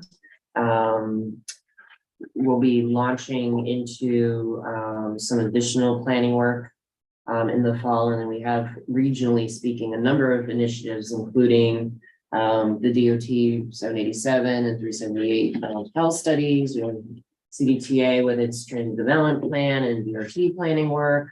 So there's a lot of community regional planning activities going on, but that monthly table will give you a status report on where things are at. If you have any questions, let us know. Thank you, Sandy. Regional and local planning updates. Yeah, so a couple of things. I did want to just remind everyone about our tip amendment schedule deadlines. You know, we understand things come up at the last minute and things happen, but you know, we're going to be updating the schedule and reposting it on our webpage. What we hope to be able to do eventually is get a complete list of all the contacts for each project and to send reminder emails. If you do need a tip amendment, here's the deadline, we need the information. So that way we're not scrambling here at the last minute to try to process tip amendment information for these meetings. So more information will be coming soon on that. We also are going to be seeing a change in the composition of this group. There's a number of folks who are going to be leaving us, which we'll get into at the end of the meeting. So we'll have a lot of new participants, some of which are familiar with us and some of which aren't. You know, one of the things that I had heard from members when I became director was, you know, I walked into the planning committee and I don't know what you guys are talking about. So we've kind of decided as a staff that either following the October or the November planning committee meeting, we're going to have a little workshop here. We'll provide some lunch, give a little training on what it means to be a planning committee member, talk about, demystify some of what we talk about, and hopefully give you the opportunity to ask questions you might not be comfortable asking in this setting. Given that we'll have all these new folks around the table, it seems like a good time to do this. So more information will be coming soon, but expect to be present if you can for lunch after the October planning committee meeting for maybe an hour-long discussion workshop. And we may do a follow-up in November if there's enough material that you folks want more information on, we can do that. And hopefully that will help, again, for all the new members, kind of you guys use a lot of words, a lot of acronyms, a lot of lingo. I have no idea what you're talking about. So that's what we're trying to achieve with that. So stay tuned on that. Also, you know, I've mentioned all these planning initiatives. We'll be ramping up our long range plan update this fall. We're hoping to at our next meeting of this group to share with you the story map that Mark and our team have been working together on. which will kind of serve, I'll call it the sort of existing conditions foundation for our long-range plan update. We're also going to be hitting the streets, if you will, in partnership with both DOT and CDTA to do some public engagement. So there'll be a bunch of things coming on that. We're also going to be talking about the congestion management process at our next meeting. That's wrapping up right now. We'll have a draft for your review and hopefully to release for public review, as well as the coordinated plan in October. And then, believe it or not, we're at the point where we have to think about our unified planning work program, our annual planning program, to see whether we will be soliciting for any new projects at our next meeting. So I'm working through the status of our existing planning work right now and see what remains budget-wise. Because we have a lot going on here, it may be a very simplified or even reduced solicitation if we do one at all. But we'll have better information for you come October. Other than that, again, check our status of planning activities for a lot of the additional information. Our Complete Streets Design Guide is, of course, now available for your use. And we'll have some other materials, including the final report for the truck study presentation you saw earlier, available for local use as well. And I'll stop there. Thank you, Sandy. CRPC. All right, save the date, October 20th. We're doing our workshop in partnership with the New York Planning Federation at Hudson Valley Community College. There is a grant opportunity from the Northern Border Regional Commission that's out right now. That will fund transportation infrastructure, water infrastructure, things like that. If you want more information, watch for our emails or contact me directly. Our students participating in the Future Leaders in Planning program are in Saratoga Springs today. They just wrapped up a walking tour and scavenger hunt, I guess. And this afternoon, they're going to be regaled by folks from CDTA, who also provide the transportation for today's journey from Albany to Saratoga. So thank you to all the partners making that happen. That's it. Thank you, Mark. EPA, Ross. Some of you may know, but this is going to be my last meeting. I'm taking a new job with DOT as their Director of Public Transportation Bureau. Megan is going to be the new rep for CDTA on the Planning Committee. I just want to thank Sandy, all CDTC staff, everyone really around the table for working with me and working with CDTA. You know, we talk a lot about the BRT set aside, but there, as I've said before, you know, there's a link between the fact that we're one, if not the only MPO that creates a set aside specifically for bus rapid transit. And so there's a connection between the fact that that exists and that we're about to open our third BRT line. And now Megan will talk more in the fall about potentially even a fourth BRT line in the future. And so that's just something that's extremely innovative, and myself, obviously, but even CDTA really appreciates that existing. And yeah, all the experience I've had today, and as Sandy's saying, yes, the first time I came, sat down, I had no idea what was going on. But that's, you know, after years and years of being here and learning about the funding sources, obviously equips me for the next role. So I can't thank everyone. Good luck, Ross. You will be missed at the table. Ross. Any comment on the new roundabout that opened up on the? It's moving, traffic, everybody loves it. And and you know, that's a great example of the broad team we have at CDTA. So Jeremy Smith headed that project. He's our director of facilities. So if you want to know more information, definitely contact him. But it's setting us up well for the start of the BRT, which I don't know if I mentioned, that will be on November 5th is when the purple line will go into effect and start operating. Thank you, Ross. NISDOT.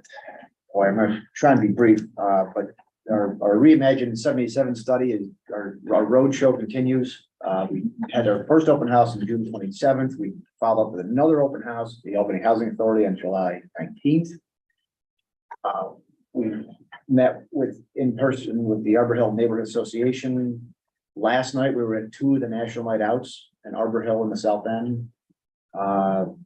So far, we're well north of 1,000 comments from the public in a variety of categories that we're still quantifying, where the families of comments and where they landed, but it's definitely an enthusiastic community, which has surprised our consultant a little bit, but they're getting it.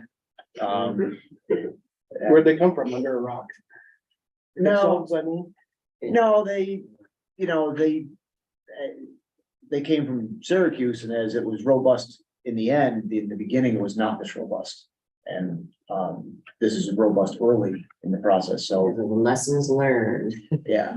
So it's good. I mean, and they're happy. I mean, they're happy that the enthusiasm is there, honestly, because they want enough. They really hate throwing a public meeting, having 10 people show up, go, wah, Mhm. So having 250 people at the first one and 75 plus at the second one is, that's robust for these things. So Especially in the heart of summer, so. at this stage, yeah.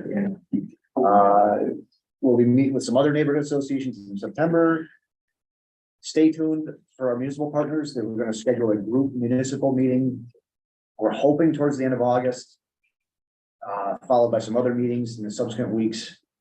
So stay tuned for a municipal only meeting to be scheduled soon. The NISDOT long range, the statewide long range plan is under development, and they will be at the Albany Latin Fest on August 26th. I'm 95% sure the reimagined 77 table will be there with maybe myself. We will likely be there, maybe with you folks. We haven't talked about it in full yet, but yeah, we expect to take advantage of this opportunity to. Try and make like a transportation row. So if you want to talk all things transportation, we'll have a row of our booths to come comment on whatever topic you want to let us know about. Yeah. Then the staffing news, we have, so for those that haven't heard, Mike Arthur has been appointed our regional director. Should I do good news or bad news first? Start with the bad news, end with the good. All right, and the bad news, Sam Zhou's retiring. He's no longer in the region, but he is retiring in a couple of weeks. He's going to Boston for a new opportunity. Mark Piscadlo, our regional traffic engineer, is retiring next week. So he's moving along to his next chapter. And Karen Lorp, our statewide bike ped coordinator, has taken a new job with OGS. So she's actually, her last day is today. And then in good news, we brought along Celeste and Kristen from our staff. Celeste is with our planning folks with Audrey that most of you know, and Kristen's our program management side. So I brought them along today. And I'll leave that there for new hires. So others get around. All right. Thank you, Greg. New York State Thruway Authority, anybody? I don't believe we have anyone from Thruway, and I don't believe we have anyone from the port, and we do have the airport here. Airport, yes. So the Albany National Airport municipal update is still underway. We are on schedule to have a draft full document at the end of October. I can sit here and talk about it for 2 hours, but a lot of that is contained on our website at alb-masterplan.com. All of the public meeting materials that we did have a round of public meetings in June. All of that contained on the website, all of the draft documents on the website. Methods to comment period is open for the entirety of the project until end of October. So please go on, take a look. My contact information is there. If you have a question, you want to meet about it, please. That's our biggest initiative right now. So, yeah.